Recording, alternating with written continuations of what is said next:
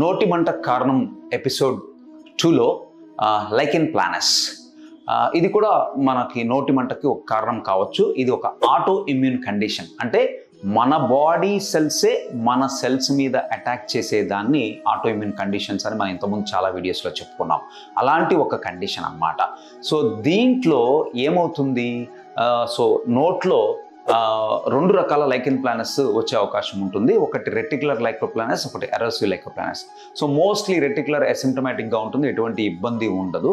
But erosive lichen ప్లానస్లో ఏంటంటే మనకి చిన్న లోపల అల్సర్స్ రావడము, లోపల ఉండే కండ ఎక్స్పోజ్ కావడం వల్ల చల్లటిది, వేడిది, కారము ఏది పట్టినా కూడా విపరీతమైన మంట ఇదంతా వస్తుంది.